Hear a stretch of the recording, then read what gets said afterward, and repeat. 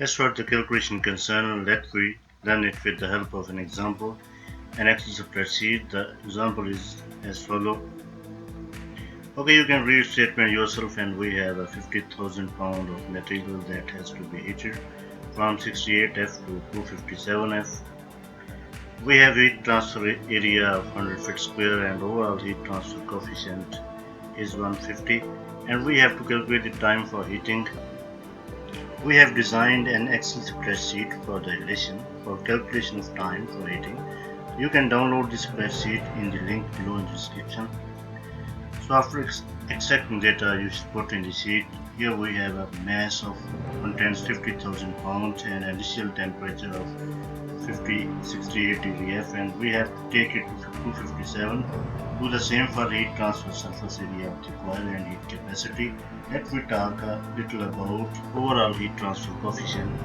To calculate the overall heat transfer coefficient for coil-tank system, we have to calculate the inside and outside heat transfer coefficient. It has been already described in the previous videos, links given in the description, how to calculate. From inside and outside heat transfer coefficient, we can calculate overall heat transfer coefficient of tank coil system.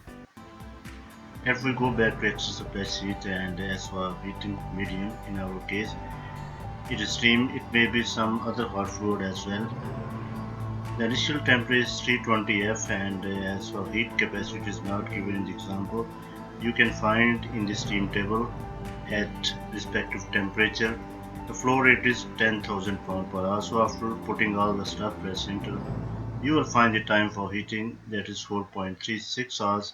Fluid will get heated from 68F to 257F in 4.36 hours. The equation can also be rearranged and rewritten in the spreadsheet to find some other unknown quantity if time is given respectively.